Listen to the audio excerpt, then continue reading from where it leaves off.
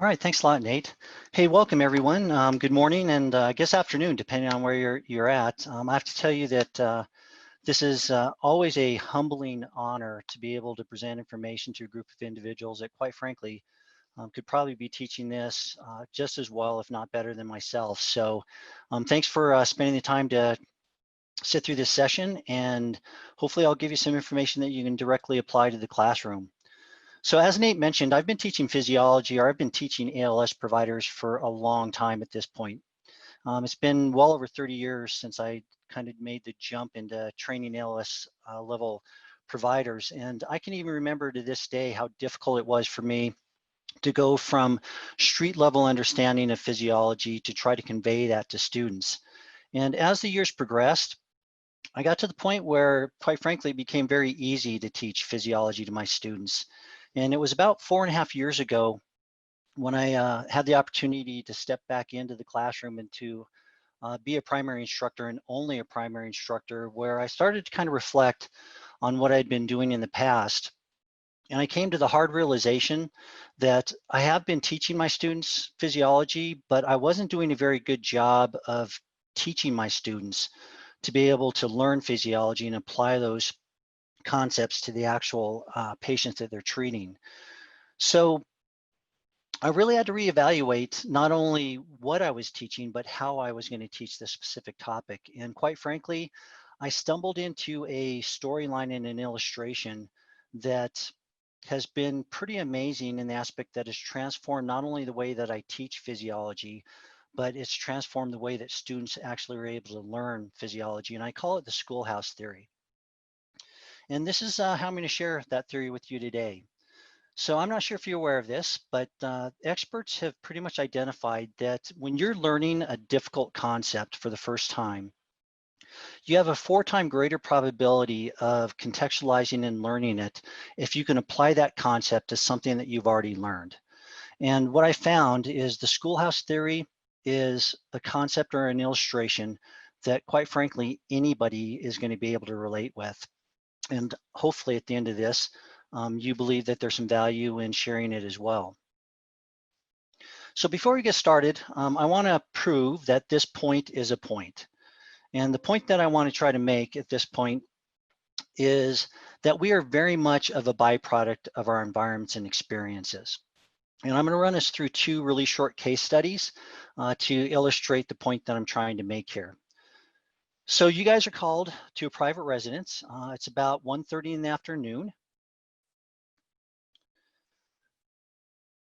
When you get there, your patient's lying on the front lawn. The residence is well kept, and there's no other pertinent findings. You have a 19-year-old male. He's complaining of shortness of breath and dizziness.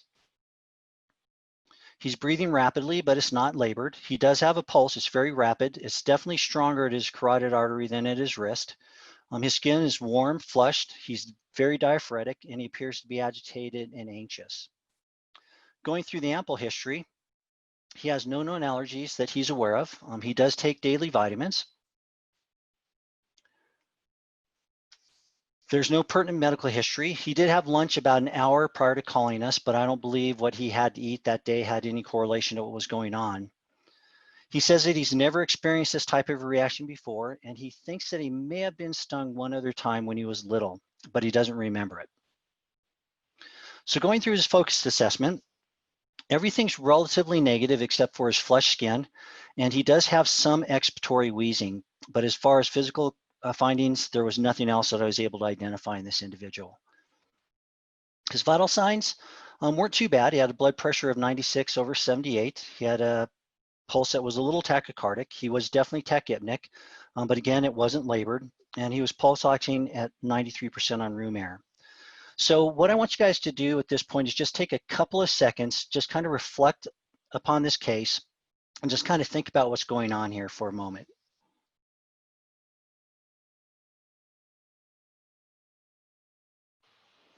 All right, this next case was 8:30 in the evening. We got called to a private residence on a patient that was having chest pain. When we got there, he was on the couch in the living room. The house was neat and well kept, and there were no other pertinent findings. He was 54 years old. He was complaining of some chest pain. He was also feeling weak as well as dizzy. His breathing was regular and non-labored. He did have a pulse. It was equal and regular at both his neck and his wrist. He was a little diaphoretic, but he just appeared to be tired and listless. Going through his OPQRST on his chest pain, he said it started about 45 minutes prior to calling us. Nothing seemed to make his pain better or worse. He described the pain as a squeezing sensation in his chest.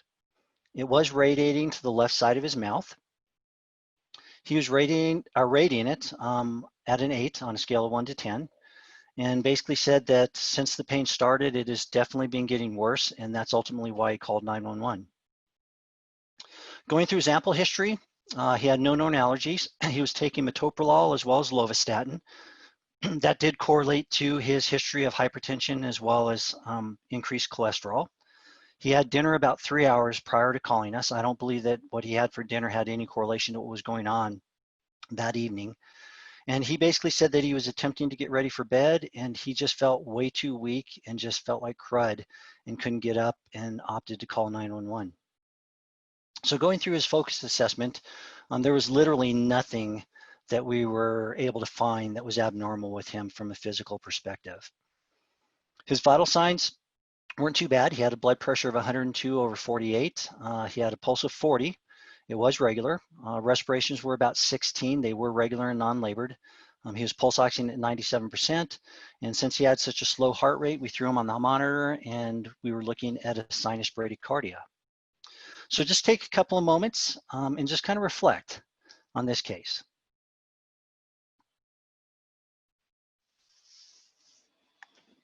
So I am going to ask just a couple of general questions, or two questions. In relation to the first case, when you were reflecting on that case, what was going through your mind? What were you thinking?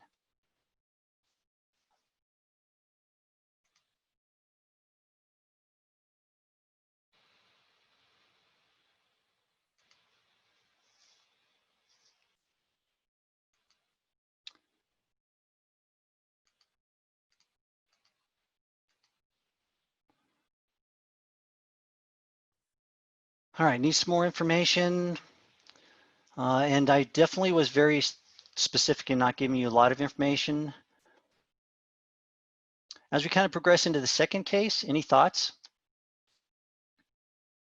All right, I'm seeing anaphylaxis from Chris for the first case.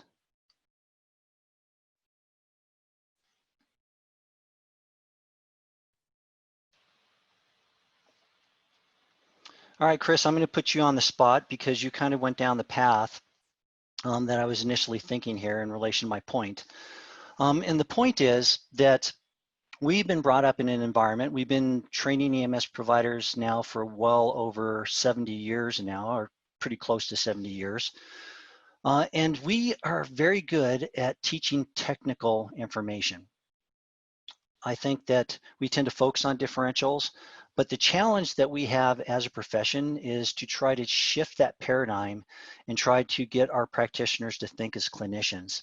I think that all of you folks being educators very much take that responsibility, because I think once I made that transition from a street level medic to somebody who's going to provide education to EMS providers, I realized that physiology or teaching physiologic aspects were very important. And as we went through these cases, my assumption is you were thinking that the first kid was having allergic reaction and most probably an anaphylactic reaction, but I gave you vital signs that were kind of in that gray area. And the second case very much was a patient that was having an MI. And that's the point that I'm trying to make here, is that for us to make the change from differential or technical education, we need to actually start thinking clinically, and we need to get our students to start thinking clinically. And that's a challenge to be able to do that. From my perspective, I have a very specific opinion in relation to how that could be accomplished. The first thing is I think that you need to introduce students to physiologic illustrations that they can relate with. And if you can do that, that will definitely make your job as an educator a lot easier. The second thing is students need to be exposed and re-exposed to those concepts multiple times before they actually tend to learn those questions. All of our concepts that we teach, I think, should build upon each other. and we shouldn't be leapfrogging over concepts before we start introducing new concepts, which is a challenge because we don't have a lot of time to be able to do that. There needs to be time for students to be able to reflect between those repetitions so that they can determine what makes sense to them, they can clarify things that are confusing, and they can start learning what we need them to learn. And that takes formative evaluation. I think the formative evaluation from a student perspective should be a little bit different than what we normally think of in relation to formative evaluations. And those evaluations should help validate for the student specifically whether they're getting concepts or whether they're not getting concepts, and help them drive where they need to be spending time to learn those concepts. And then we also need to have an evaluation process that evaluates the process of learning. And all of this needs to be wrapped up in the time frame that we typically tend to have with our students, which is not a whole lot of time. This would definitely be at least a week or a 2-week process to go through all of these elements. And since we only have about 45 minutes, we're going to focus on the one area that I think can make a huge difference in your ability to be able to share information, especially as it pertains to physiology, and that's introducing students to those physiologic illustrations that they can relate to. And I'm going to share one, and the most important from my perspective, illustration with you folks this morning. So before we go there, I want to take a little short detour and talk about cellular action potentials, because that's what the schoolhouse theory really focuses in on. So as you guys know, there's 3 major players when it comes to cellular action potentials. We have sodium. All of these players are cations, which means they're positively charged ions. Sodium is our primary extracellular ion. It contributes towards increasing positive polarity wherever it's at. And it is considered, and we frequently refer to sodium as the primary excitatory ion. Potassium is also a cation, but it tends to reside intracellularly. And in a roundabout way, potassium tends to contribute towards decreasing electropolarities in comparison to sodium. Even though it is a cation, it tends to have a little bit of a lower, about 2/3 of the electrical potential that sodium has. And then the third player is calcium. Calcium is a primary neurotransmitter, which means it connects our neural impulses to our actual muscles. And what calcium does is it helps facilitate the influx of sodium. And calcium is also an excitatory ion, like potassium as well as sodium. So for a cellular action potential to occur, we need to achieve what's called a resting potential. And that's moving ions to facilitate the process of depolarization. The structures within the cell that does that are our sodium-potassium pumps. And what those pumps do is they pump 3 ions of intracellular sodium to the extracellular space. And for every 3 ions that it pumps out, it will pump in 2 ions of potassium into the intracellular space. And that's why at the end of the day, we tend to end up with more sodium on the outside of the cell and more potassium on the inside of the cell. And we need to achieve that resting potential to create or propagate what's referred to as cellular depolarization. And cellular depolarization, by definition, is moving the positive polarity into the intracellular space. And the way that occurs is we need to move a large amount of the available sodium that's on the outside of the cell to the inside of the cell. And once that's moved in, then we will achieve depolarization. And what depolarization is, for all intents and purposes, if it's occurring at the heart, we're going to get a contraction. If it's occurring at the skeletal muscle, we're going to get movement. If it's occurring within our brain and our CNS system, we're going to end up with some thought and cognition. So once we have depolarization, we need to have repolarization. And repolarization is moving the positive polarity out of the inside of the cell to the extracellular space. And repolarization is achieved by moving that intracellular potassium from the intracellular space immediately out after the sodium comes in. And what repolarization does is it returns the membrane to a potential that's more negative, and it will stop depolarization. And then once we have those 2 processes that have occurred, those sodium-potassium pumps are going to jump back in, and we're going to start pumping that sodium that moved in out and the potassium that moved out back in. And that will continue for all normal physiologic process. So this is a generalized question here. And that generalized question is, as I shared that with you folks, did anybody kind of connect with that, or did that resonate with you? It may or it may not. For most of you folks, this is probably not a foreign concept, and maybe you tend to teach that specific topic in this specific manner. But I will challenge you that if you did connect with that and it resonated with you, you probably are turning your students into blubbering drools. That's something that I, quite frankly, for many years, never really acknowledged or faced. I'm going to be honest with you guys here, and I'm going to be very transparent and a little bit vulnerable. Those slides that I shared with you were basically the slides that I used before I realized that I needed to come up with a different way of teaching this and came up with the schoolhouse theory. And it took me quite a few years to kind of nurture those slides, and granted they were a little bit more expanded, but I realized that most of my students sat through that presentation, but they never learned anything from that presentation. And that's when I came up with the schoolhouse theory.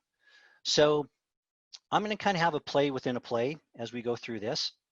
I'm going to present this to you in a very similar manner in the way that I would tend to present this to my students. And I'll probably stop a few times just to kind of give you a few educational emphases to kind of stop and illustrate things that I think are important within the schoolhouse theory. So it's going to start with just asking a general question in relation to what's the function of an animal cell. And depending on who you ask this question to, you are going to get a multitude of different responses to this specific question. So in relation to the play within the play, I'm going to stop here and focus on what I think is important for students to know in relation to this specific answer. And what they need to know in relation to this specific question is that cells provide a very specific function within a patient's body. So you've heard cells being the building blocks of all biologic functions. It's a complex structure that has many intracellular activities that result in physiology, and it does do all of that, all of those things. But for the schoolhouse theory, we want to simplify things, and we want to simplify it down to the fact that a cell has a very specific function or a purpose within the body, and that cell, once it's asked to propagate that action, will facilitate that specific action. The second question that I asked them is, what's the general function of a cell membrane? And again, being the play within the play, you're going to get a lot of different responses depending on the student's backgrounds, their exposure to physiology. But what we want to drill down to fundamentally within the schoolhouse theory is the general function of the cell membrane is to keep the stuff that is intended to be inside the cell in the cell, and to keep the things that are intended to be outside of the cell outside of the cell. And then the last thing that I want to address is homeostasis. Depending on what type of group you're dealing with, they may have a very good understanding of homeostasis. This is the general definition for homeostasis. At the end of the day, I know that many of us, and you have probably heard and you were probably taught, that homeostasis is a state of equilibrium, it's stability, it's equality, it's balance, and it's just the tendency to have independent functions working multiply and at different levels.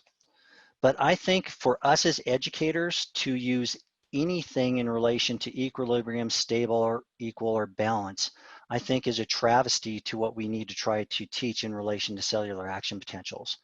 So I'm going to encourage you guys to get rid of those adjectives and try to teach that homeostasis is a state of controlled chaos. And this illustration right here, I think, is a great illustration of what homeostasis is within the body. Is our body works very hard to create very specific imbalances so that we can have normal physiologic response. So for those three slides, the point is, for the purpose of a cell is a specific function. The purpose of the cellular membrane is to keep things that are intended to be in, and to keep things that are intended to be out, out. And homeostasis, although it is a state of equilibrium, it really is a state of controlled chaos that our body works very hard to create states of inequality to be able to facilitate biologic functions. So I'm going to step into the play now and just teach this theory the way that I would normally teach this in my classroom. So in the schoolhouse theory, I want you guys to think of the cell not as a cell membrane that has all of these complicated structures, but I'd like you to think of the cell as a schoolhouse within a community. Now within our community, we have a lot of different schools. There may be a school that teaches students how to control cardiac function. There might be a school that teaches students how to control muscle movement and coordination of the body. There might be a school that is in our brain and teaches cognitive function in higher as well as lower level functioning. Now, if we correlate this to any of our communities anywhere in the US, there's universities and schools all over our community that teach students to do very specific things. And our body's no different. These schools teach our body to propagate or to control a very specific function. Now, if you were to ask the teachers or the instructors in these schools, where's the most purposeful learning that occurs within your organization? And I've been involved in higher ed at many levels, have worked with a lot of different professors. I was actually a professor for a short period of time myself. And I would tell you that most teachers are going to tell you that the greatest influence that they have over their students is actually in their classrooms, because that's where they're dedicating their focus on teaching their students. That's where students typically should be focused on learning. And they're going to say that the greatest influence is going to occur on the inside of the school. And for a cell to propagate its function, the actual action or activity needs to move from the outside to the inside of the school. So there's three primary students that come to our school. There's sodium, we have potassium, and we have calcium. Now there's a lot of other students that come to our schools during the day, but the three primary ones that we're going to talk about now is sodium, potassium, and calcium in relation to cellular potentials. So when sodium comes to school, they love being outside. They love the fresh air, they love the sunshine, they love being in the open space, and that's where they really tend to thrive and they tend to learn best is in that environment. So when sodium comes to school, they love hanging outside, and that's where they tend to spend the majority of their day is learning on the outside. Now sodium is the action guy.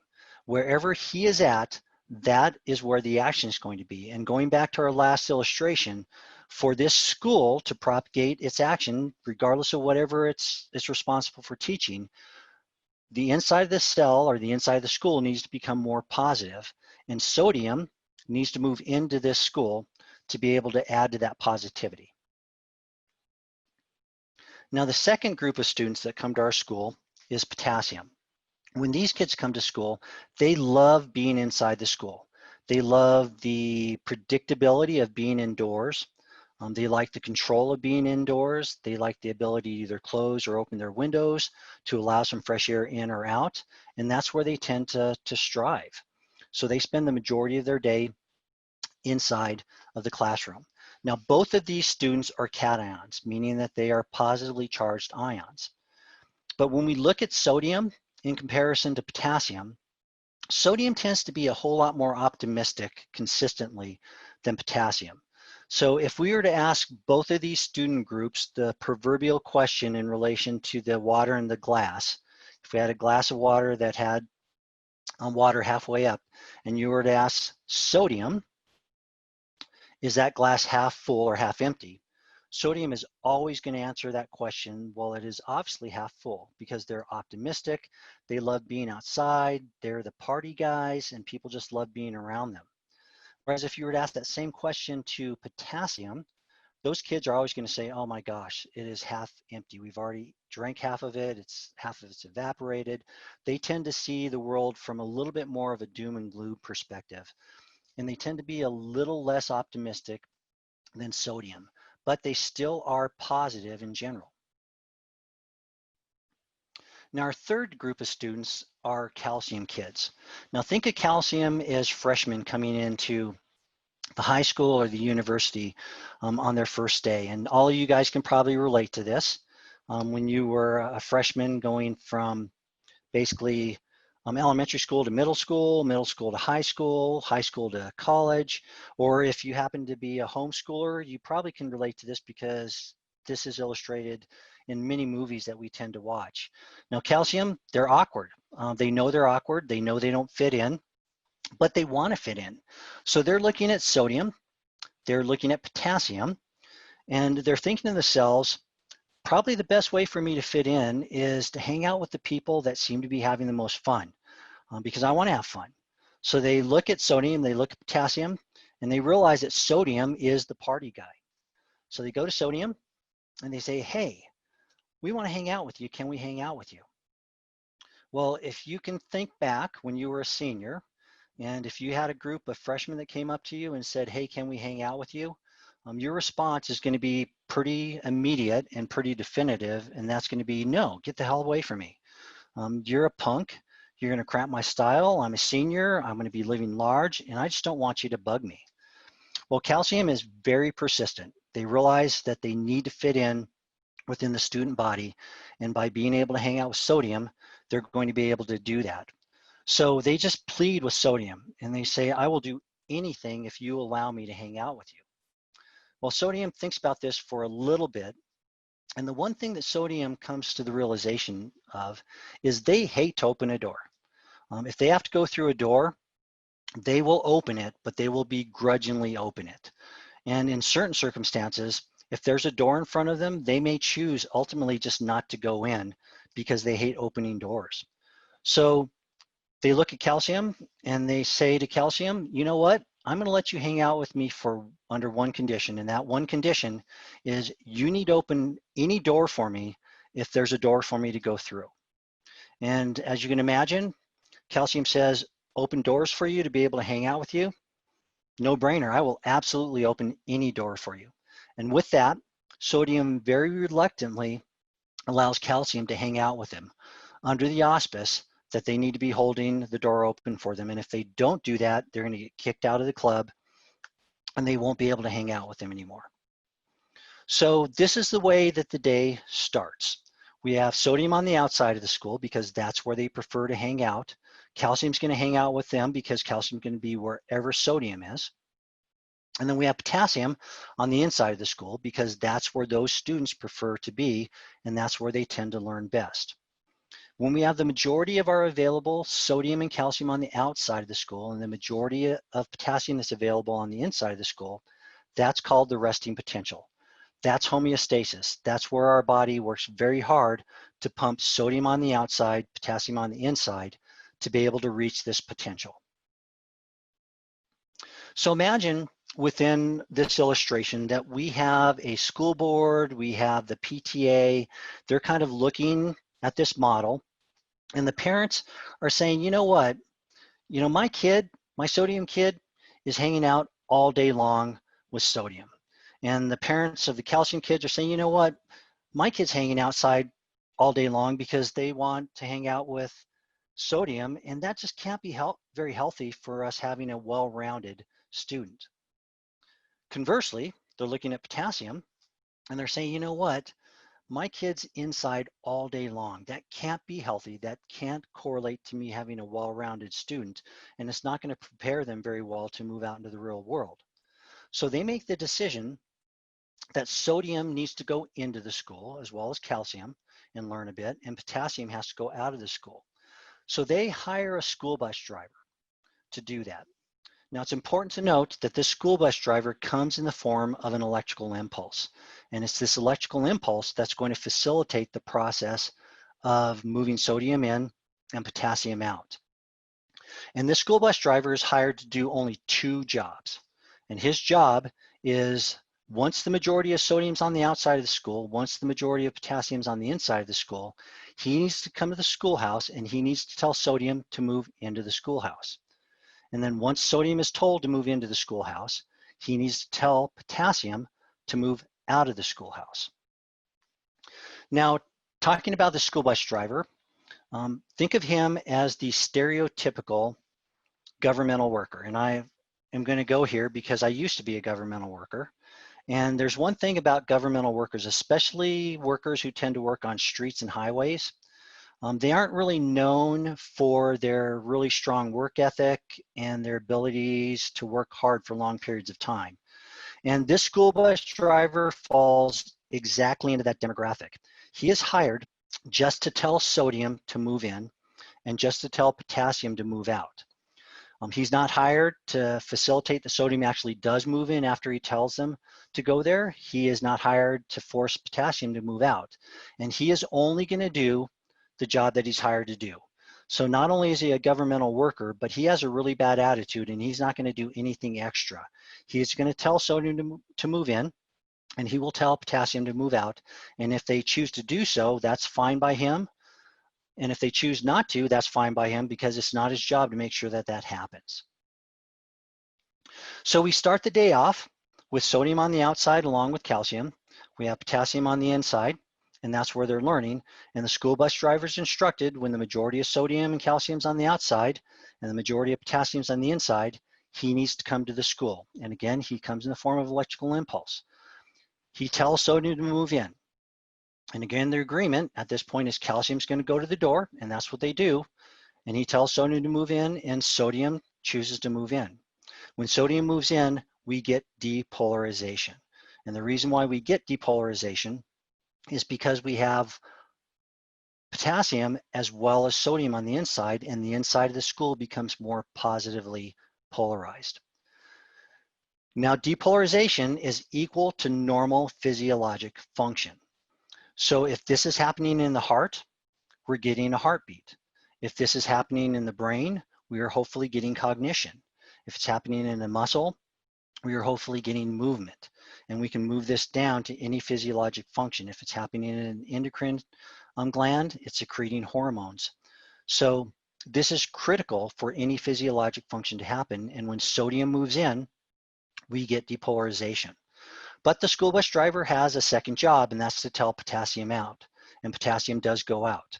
And when potassium moves out, we get repolarization. By definition, what repolarization is the deactivation or the cessation of depolarization. Now, repolarization is important because when we depolarize, we need to stop that cellular action once we've achieved that physiologic response. Because if we don't stop that action, one of two things will occur. The first thing is the cell will most probably run out of energy because these cells don't have a finite amount of electricity or a finite amount of energy to be able to do that. They will run out of energy and then they will cease to function. Under a few circumstances, the body as well as we can force those cells to move beyond that phase. And if we force the cell to continue to depolarize, even after it's utilized all of its resources, the cell's going to die. And depending on where the cell is, once it dies, it may or may not come back. So repolarization is very important. Well, that happens. So our school bus driver, he has done his job. And he is thinking that he needs to leave. But we have calcium right here at the door.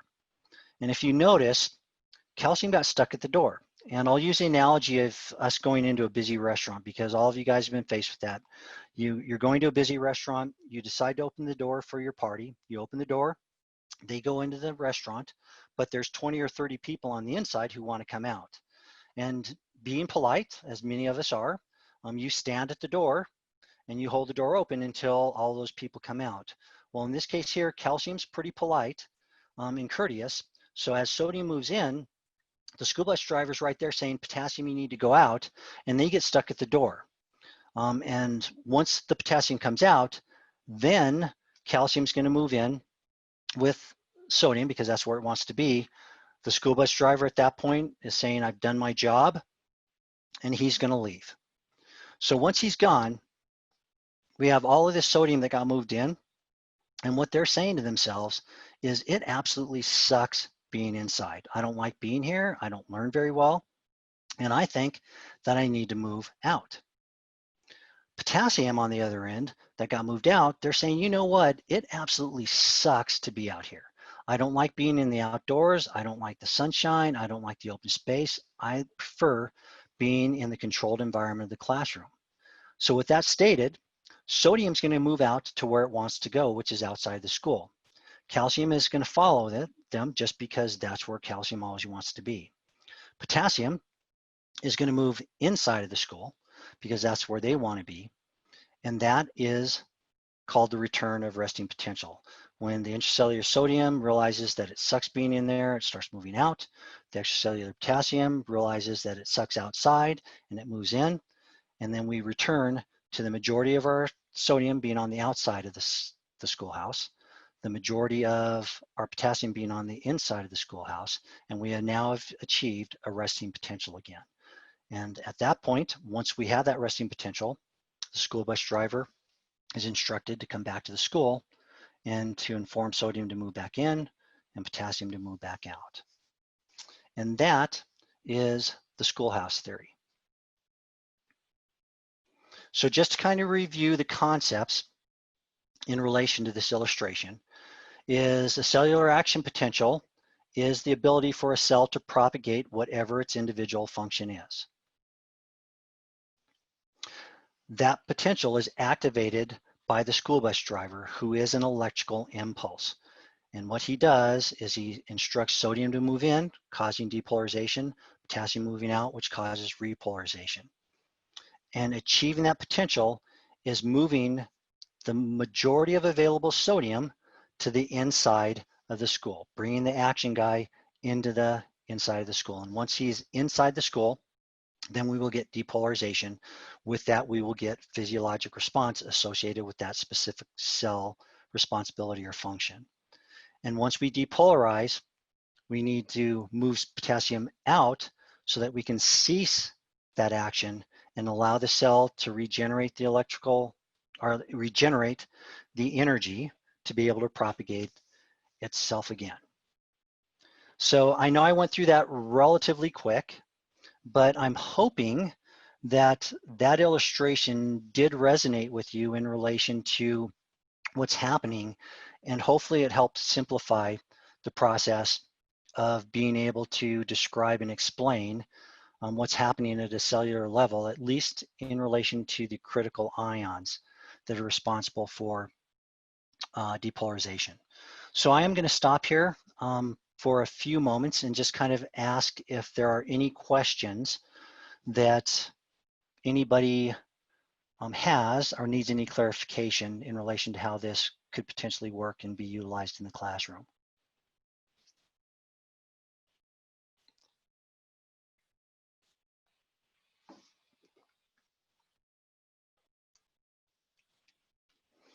All right, so I'm going to move on here.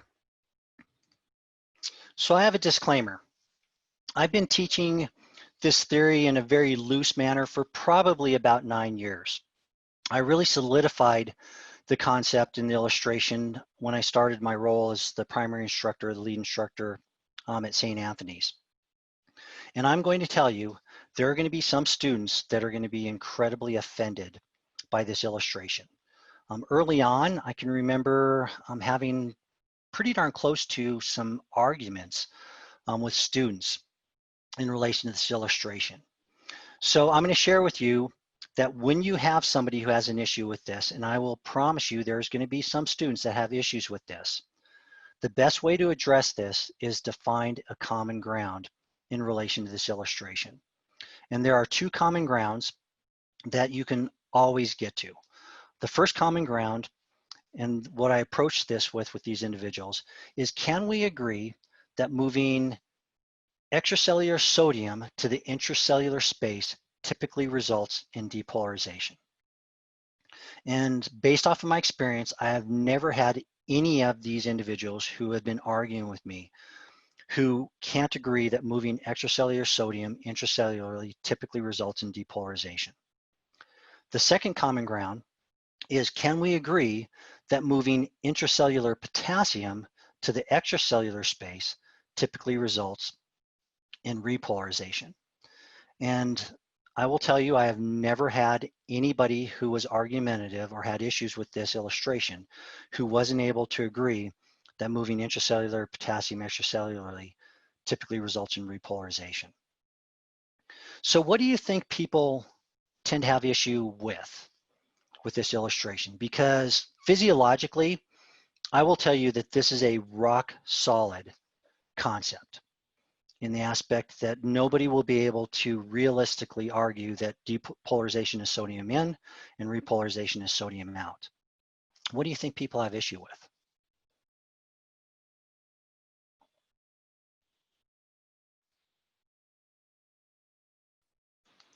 At the end of the day, what they tend to have issue with is this is just too simple. And I will agree, this is an overly simplified illustration for a very specific purpose. Where they tend to have issues with is that there's thousands of intracellular and extracellular processes that allow and propagate sodium to move in. And there are probably thousands, if not hundreds of thousands of processes that occur within the cell that causes potassium to move out. So when somebody's arguing with you, find the common ground, and this is the common ground.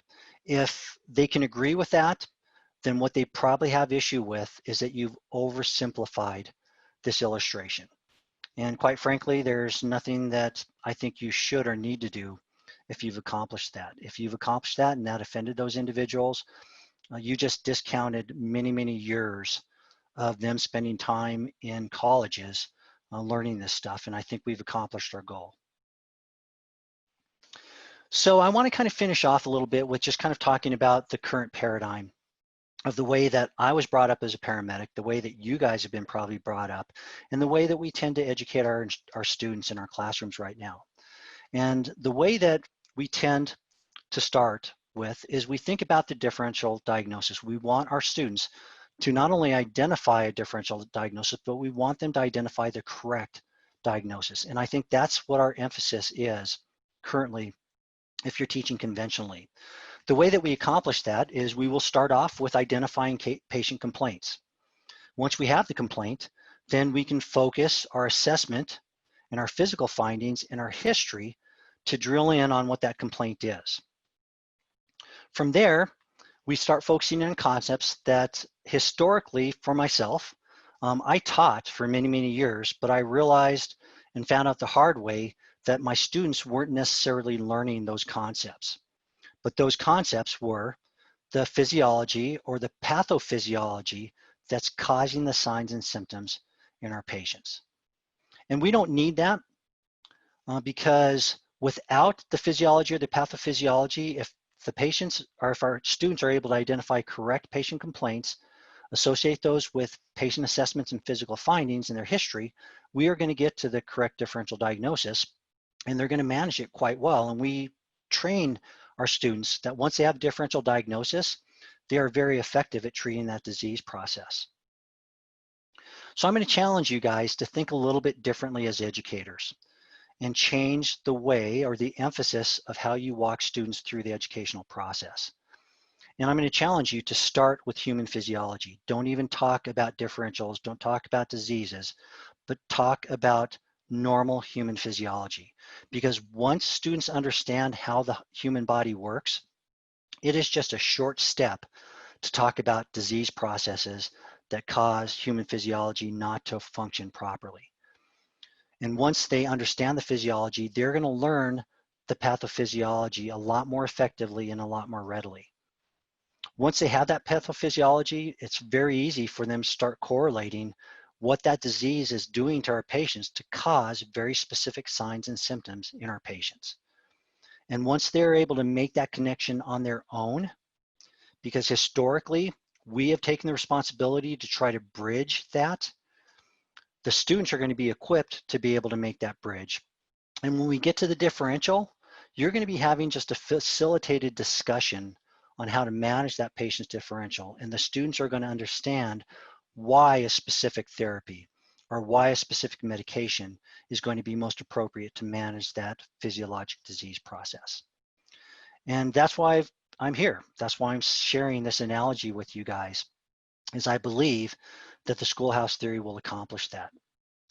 So my goal for you guys is, we're spending a short period of time here, but I've identified 76 physiologies that can be directly or indirectly associated with this schoolhouse theory. At the beginning of the year, I was blessed with a contract with EMS 1 to publish a every other month article or column series specifically on this topic. And I was able to get my first article published, which is what you guys just went through. Unfortunately, due to the COVID fiasco, I've submitted 2 other articles at this point that are on hold until they kind of get past this, but I believe those will be published either next month or the following month. I've also created a YouTube channel that is titled Fun with Physiology, and as I publish my articles, I will also publish a video that corresponds with that article to reinforce that and to allow you guys as instructors or students to be able to refer that back to that and utilize that either in study, or quite frankly, you could even just take those videos and use them in your PowerPoint or in your classrooms. But most importantly, I am very self-serving here, and I would love to have an opportunity to hear from you guys, to interact with you guys, not only in relation to the schoolhouse theory, but I would like to hear from you in relation to whether or not you think that this is something that has merit. If it doesn't have merit, I would love to have that discussion with you and see if I'm either missing something or I can rework something to provide merit to this theory. And at this point, I'm committed to working through all of these 76 physiologies in article form, following up with videos. And I would like to make sure that if I'm going to go down this path, that it's not only going to be useful for me, but more importantly, it's going to be useful for you guys. So just to kind of summarize here, having associative analogies to simplify complex concepts is really critical and key. If you do that, you will dramatically improve your quality of as an instructor immediately by doing that. I believe the schoolhouse theory is an illustration that most adult learners are able to relate with, whether they've been in a classroom or they haven't been in a classroom. And I'm hoping that by utilizing this illustration, the schoolhouse theory is going to create a platform for you guys as instructors to be able to approach the complexity of human physiology and do it in a much more effective way. So with that, that's pretty much all I have, at least for today. And again, I would love to have some offline conversations with you folks in relation to this analogy, especially if you don't believe that's something that doesn't seem to make sense or it seemed very confusing. So with that, any questions? I just wanted to say thank you very much for this presentation. It's been really great and very comprehensive. We do have one question that was sent into the Q&A regarding whether or not you have other resources that you might be able to suggest or other places to look for things like this that are being used by instructors and students to learn this material. So, you know, in relation to the schoolhouse theory, pretty much any resource that you come across that addresses physiology or cellular physiology that makes sense to you is a good start. The reason why I actually reached out to EMS1 was I didn't think that there were any specifically that could correlate to this schoolhouse theory. And since it is my analogy, my theory, I am feeling very honored that they've given me that platform, and I'm hoping that I will become a resource for you folks. And as I continue to publish these articles and videos, that they are resources that you guys could just readily just take and use in your own classrooms.